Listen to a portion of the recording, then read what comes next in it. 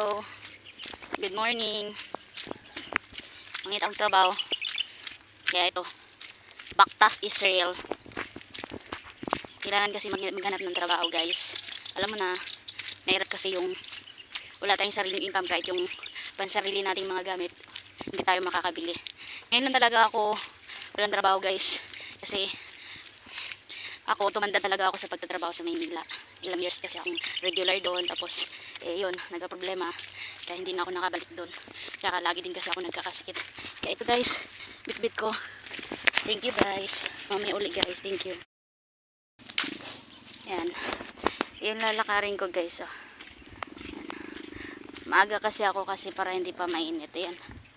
Yan. Malapit lang naman.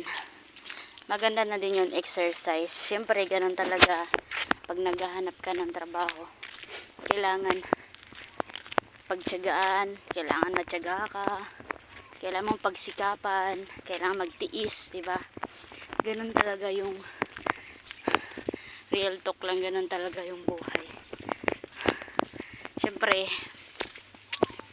dito lang kasi ako nakatira. Nakatuloy sa sa family ng partner ko. So, kahit naman nakakatulong tayo sa mga gawaing bahay, hindi pa rin sapat yun para hindi pa rin yun sapat para sa akin. Syempre, mahirap na, diba? Kaya kailangan may sarili din tayong income para kahit papano makakatulong tayo kahit yung kunting grocery, makapag-abot kahit na magkano lang. Ayan, guys, medyo hinihingal na ako, pero syempre tiis-tiis. Sana pag-pray nyo, guys, na makakahanap ako ng trabaho, kahit anong klaseng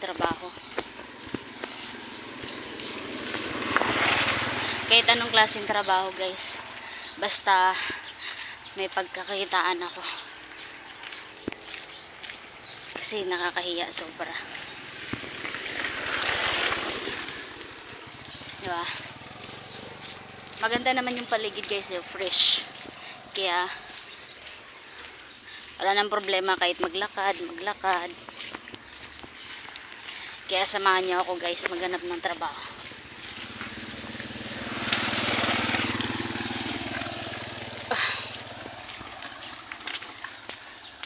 Dati kasi may trabaho talaga ako sa Maynila. Hindi naman talaga Maynila, sentro, sa Bataan. Maganda yung trabaho ko doon, isang kumpanya. Sapat naman yung sahod. Kaso lang, dumating kasi sa point na lagi na lang ako nagkakasakit. Hindi ko alam kung doon ba sa tinitirhan ko or hindi ko alam, basta ganun. Basta lagi ako nagkakasakit. Wala akong maayos na tulog, di ko alam kung bakit. Kahit na anong gawin ko, hindi ako nakakatulog ng maayos. Kaya yun, kung sa bagay, ilang years na din kasi ako nagtatrabaho simula nag-graduate ako ng high school. Kasi dahil nga sa hirap ng buhay, kaya nag-decide ako na umalis sa lugar namin para magtrabaho.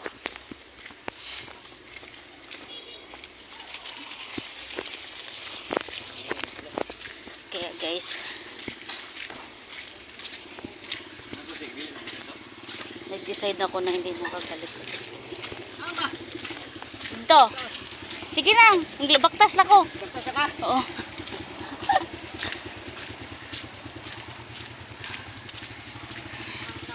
Yung dalawang brother ng partner ko.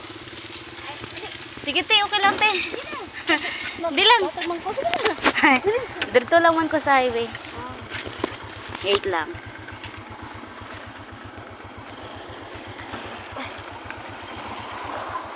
Thank you, te. Okay na? Oo. Oo, mangitag trabaho, oy. Bisag unsang trabaho na lang, good. Gani.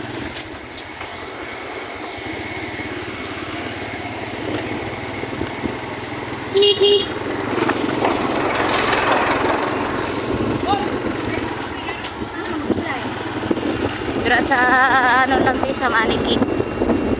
Mangita ako bisa-bisa.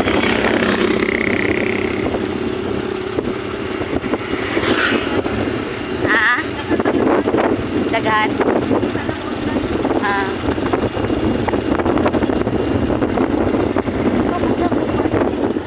Doon na po. Dito sa ulit naman po. Dito pa mag-run. Dito sa left kasi. Sa GST? Isang anong kuha nila dito? Ah. Dun sa mabuhay yun. Sila kayo. Ay, nakabasa. Mga tip ay biodata lang kaya yung ano nila or ano? Biodata lang dala na ako. Oo. Kung ansa makakita ron bahala na. Dito sa ano, sa Karinderya man to tepa, dito lang malapit sa Clementa. Doon dito sa unahan. Sa unahan sa Arco. Ano man lang po to iya kanang extra lang po kay na may nagtaga-trabaho dito pag wala ang isa estudyante man gud to mo na gina-chat siya na mag-duty siya gani sa ilalambot basta naa oo ha office administration na siya naman na siya gina-applyan oh. Asa banda te?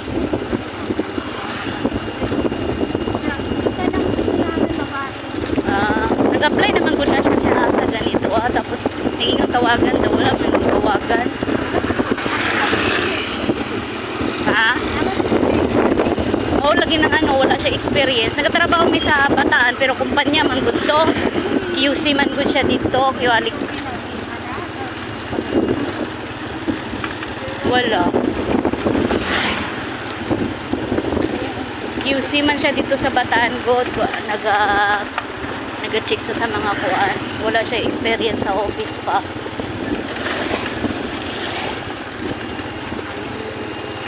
sayang gani yung kuan kay dilipod niya magamit wala niya nagamit dayon yan eh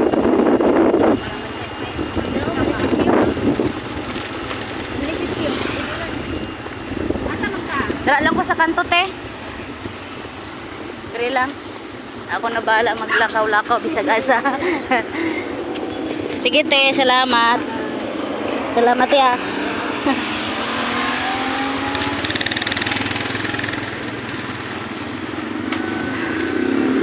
hey guys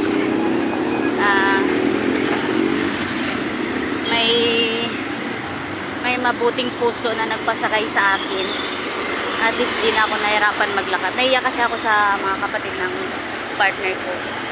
Kaya may buting puso naman na nagpasakay sa akin. Kaya guys, mamaya update ko kayo kung may nahanap ako. Kaya thank you guys. Thank you sa panonood and please subscribe guys in this vlog. Thank you. Bye bye.